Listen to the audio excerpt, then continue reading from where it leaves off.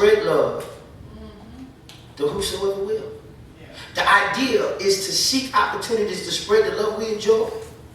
And it starts within the community, but it must find itself moving outward toward all people. You can't make up in your mind what group of people you love and other group you don't love, because then you ain't ready for heaven, because ain't no telling who you gonna run into up there. Amen. And it ain't even temporary. That's eternity. If you make it to heaven, amen, you gonna run into all kind of folk who ain't like you. Yes. All right. Thank God for that. Yes, praise the Lord. Amen. If there's any what's in it for me involved, it is this: to the end He, God, may establish your hearts unblameable in holiness before God. The Hebrew writer tells us that when Jesus comes back, we shall see him as he is, because we will appear just like him. That is the result of sanctification and transformation. We are not the self-centered, self-seeking monsters of the world, but born again in the image of God for the benefit of others. 17th century monk Brother Lawrence, who never was a wealthy man, served as a footman and a soldier before he entered into the monastery. He was clumsy as a soldier. He was clumsy as a footman. He would fall over the stuff. He joined the monastery with the hopes that they would torture him. That was written in his memoir. Because he felt he wasn't worthy of nothing. He said that until his consternation, they didn't treat him that way. He got in there and all he got was the love of God. He was not a scholar. He was not a theologian. He wasn't no teacher. Fact about it, he don't have volumes of books written. The only stuff that is written down is letters of conversations he's had with those theologians and scholars. And why did they approach him? Because they noticed something about him. There was something about the way he lived that was so outstanding that others far and near had to come see, what's this thing you got? Brother Lawrence said, I do all for the love of God. Everything I do for the love of God. I hate dishes, but I wash these dishes in the love of God. I get laughed at when I go to town because I'm lame. I got one leg shorter than the other. They laugh at me, but I do it. Yeah. When I got to go pick up the wine and I got to go down to the boat, I can't even step on the boat. I got to roll over the cast. But I do it for the love of God. The love of God is what constrains and empowers me.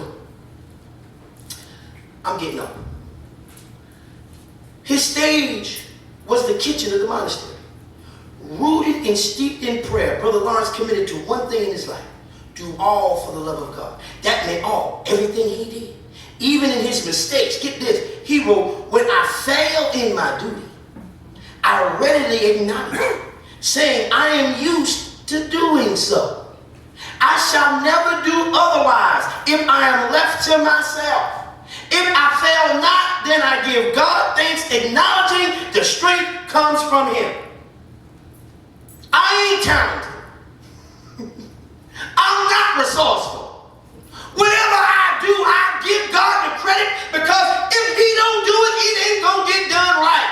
Amen.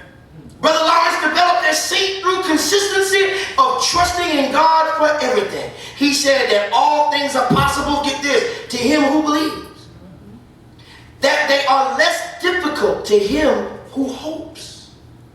They are more easy to him who loves, and still more easy to him who perseveres in the practice of these three virtues: faith, hope, and charity. The end game for the believer is not how much, brothers and sisters, but how well. Come on. Right. It's not how much, but how well. There you go. The world's standards are based on acquisition and retention and even distribution. The Lord's standards are about transference and transformation. The world's standards are about more for the individual.